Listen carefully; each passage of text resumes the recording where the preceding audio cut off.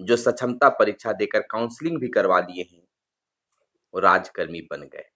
बस एक पत्र का इंतजार है, उस तिथि से आपको हो जाएंगे। लेकिन मुख्यमंत्री के घोषणा के अनुसार आप राजकर्मी बन गए। लेकिन सवाल यह उठता है कि इस नियोजित शिक्षक से विशिष्ट शिक्षक बनने में रिजाइनेशन जो है, रिजाइन करना क्या है? तो रिजाइन करके आप विशिष्ट शिक्षक बन रहे हैं। 15 वर्ष 20 वर्ष की सेवा आपकी खत्म हो रही है। अब तक यह कुछ क्लियर नहीं हो पा रहा है, साफ नहीं हो पाया है कि विशिष्ट शिक्षक बनने वाले नियोजित शिक्षकों को सेवा निरंतरता का लाभ मिलेगा कि नहीं मिलेगा। इसका अब तक कोई पत्र या गाइडलाइंस जारी नहीं हुए। केवल सरकार अपनी ओर से कुछ बातें पब्लिश किए, बताया अगर आप नियोजित शिक्षक से विशिष्ट शिक्षक बन गए हैं या बनने वाले हैं, अगर ऐसा हो जाता है कि रिजाइन देकर आप विशिष्ट शिक्षक बने हैं या बनेंगे, तो समस्या क्या क्या उत्पन्न होगी, या आप भी समझ रहे होंगे, हम भी समझ रहे हैं। सबसे पहले जिनका अभी साल भर पूरा भी नहीं हुआ बीपीएससी शिक्षक, बीपीएससी से बहाल शिक्षक, उनसे आप जूनियर हो जाइएगा, क्योंकि आपकी नौकरी नई हो जाएगी।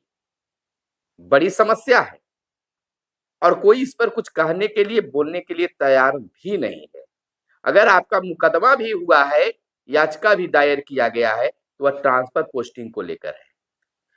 हालांकि एक सुनवाई हुई जिसमें 13 शिक्षकों की बातें आई।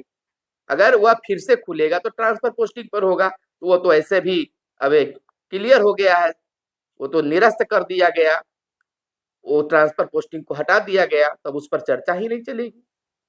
लेकिन अभी भी संघर्ष है आपके सेवा काल में। सरकार, विभाग अब तक इस पर कुछ कहने के लिए तैयार नहीं है। हालांकि जब भी कुछ होता है तो यह बिल्कुल साफ कर देना पड़ता है कि इनकी नौकरी क्या है, कैसी है, कब तक के लिए। लेकिन यह ऐसी नौकरी आपको मिल रही है, न पता चल रहा है कि नई नौकरी मिल रही है या पुरानी नौकरी। लेकिन नियुक्ति पत्र बांटना, देना, इसका मतलब होता है कि आपको नई नौकरी मिल रही है। मुख्यमंत्री अपने हाथों से इसका वितरण किए, तो नई नौकरी आपकी मिली है। रिजाइन करना है, अपने ही स्कूल में बने रहेंगे, लेकिन रिजाइन करके विशिष्ट शिक्षक, नियोजित शिक्षक से रिजाइन करके विशिष्ट शिक्षक बनेंगे, तो सेवा काल का तो लाभ नहीं मिल पाएगा, और नहीं मिल पाएगा तो दिक्कत है। लेकिन अगर अपनी बात हम बताएं तो यह एक साजिश मानी जा सकती है, धोखा है शिक्षकों के साथ में अगर नहीं मिलता है तो। हालांकि यह राइट है शिक्षकों का, वे तो मांगे थे राज्यकर्मी, जिस प्रकार से दस्ता परीक्षा लिया था और किसी प्रकार से कुछ ने अपने विद्यालय में बन के रह गए थे, प्रखंड शिक्षक हो गए थे, इसी तरह से करना चाहिए था और मिलना भी चाहिए सेवा निरंतरता का लाभ। और नहीं तो पूरे सेवा काल में ये शिक्षक जो है अपने आप को कोसते हुए और सरकार को भी कोसता रहेगा, और इतिहास एक बन जाएगा कि शिक्षक जो है मौन धारण करके रिजाइन देकर अपना सब कुछ लुटा लिया। वही तो हुआ, आओ बैल, आ बैल मुझे मार। वही हुआ कि आइए मेरी नौकरी ले लीजिए। क्या कुछ उसमें बढ़ेगा?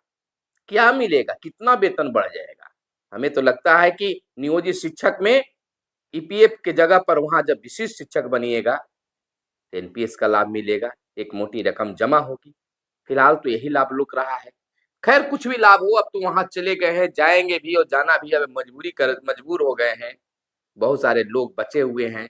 सक्षमता एक वाले को काउंसलिंग हो गई है, कुछ की काउंसलिंग चल रहा है, 2 वाले को भी काउंसलिंग अब शुरू होगा, सक्षमता 2 वाले की भी, तीसरे का परीक्षा होगा। तरह से सभी जाएंगे, भले ही कुछ होते रहे। जो नहीं देंगे उनके लिए भी कुछ ऐसा चीज आएगा जो उनको देना पड़ जाएगा। अगर सरकार जिस प्रकार से उदारता दिखाई है, बिहार के मुख्यमंत्री ने जिस प्रकार से शिक्षकों को सौगात तोहफा दिए हैं, तो यह भी एक क्लियर कर देना चाहिए, साफ कर देना चाहिए कि शिक्षक कोई रिजाइन देकर नहीं, बल्कि उनकी सेवा बरकरार रहेगी, सेवा मानी जाएगी, सेवा में कोई टूट नहीं होगी। तब जाकर सीनियर जूनियर के मामला के साथ साथ आने वाले वक्त में जो भी फायदा मिलेगा उसका लाभ ले सकेंगे, अगर सेवा बरकरार रहेगा तो। और नहीं रहा तो बिल्कुल घाटे का सौदा होगा। खुश तो हैं क्योंकि आपको अनुमंडल का जो विकल्प था उस विकल्प को सरकार ने हटा दिया है, खत्म कर दिया है। अब जिला और प्रखंड का ऑप्शन देना है। खुशियां तो होगी, लेकिन इस चीज को भी हमें देखना चाहिए कि हमारी सेवा बरकरार रहेगा या फिर नहीं। इतिहास बन जाएगा अगर ऐसा नहीं हुआ तो। शिक्षा समाज में, शिक्षक समाज में यह बातें कौमती रहेगी। खैर, बिहार अभी इलेक्शन मूड में है, सरकार भी इलेक्शन मोड में है। थोड़ी सी संघर्ष और आवाज बुलंद करने की जरूरत है, सेवा निरंतरता का भी लाभ मिलेगा, अन्यथा शून्य बट्टे सन्नाटा होगा। शिक्षक उधेड़बुन में अभी भी है ट्रांसफर को लेकर। आखिर यह ट्रांसफर किसका हो रहा है, और हो रहा है तो इस ट्रांसफर का लाभ हमें मिल पाएगा कि नहीं मिल पाएगा, यह भी कुछ क्लियर नहीं है। नियुक्ति पत्र तो मिल गया, सरकार ने, बिहार के मुख्यमंत्री नीतीश कुमार ने कह दिया कि जाइए नियुक्ति पत्र लीजिए और आप जिस स्कूल में उसी स्कूल में आप राज्यकर्मी बन गए। कहां कुछ हुआ? नियुक्ति पत्र मिल जाने से वो राज्यकर्मी बन गए? ना तो उसका कोई और पत्र निकला और ना ही कोई पे फिक्सेशन वाली बात हुई, ना ही प्राण वगैरह बनाने की प्रक्रिया शुरू हुई, ना ही एनपीएस वगैरह की बातें कुछ हुई। अब तक 1-2 दिन 3 दिन हो गए, इसके लिए कोई कदम नहीं उठाया जा रहा है, विभाग मौन है। पत्र भी निकाला गया तो एससीएस के माध्यम से ट्रांसफर पोस्टिंग का नहीं निकाला गया। इसमें बहुत कुछ राज और साजिश लग रहा है, जिसमें शिक्षक को सोचना चाहिए, समझना चाहिए और बिल्कुल जो है देखना चाहिए और इस पर आवाज बुलंद करना चाहिए सेवा निरंतरता को लेकर, और नहीं तो दिक्कत होगा। सक्षमता 2 वाले भी बिल्कुल कड़कड़ा कर तैयार हैं कि मेरा भी काउंसलिंग होगा, हमें भी नियुक्ति पत्र मिलेगा और हम नियोजित शिक्षक से विशिष्ट शिक्षक बन जाएंगे।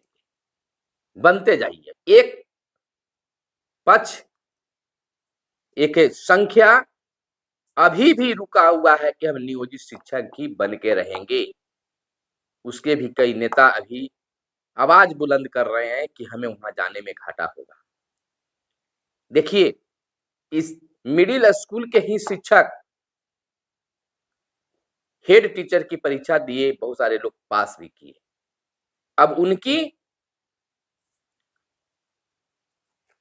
जो मूल वेतन होगा 30,500 और मिडिल स्कूल में ही बहाल शिक्षक जो 3 और 5 में बहाल है उनका 31,000 कुछ हो जाएगा।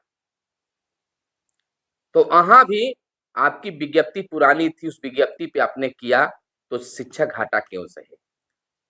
तो वहां यहां भी राज्यकर्मी बना दिए गए। आपको क्या फायदा होगा कुछ भी अभी क्लियर नहीं है। बस एनपीएस का लाभ,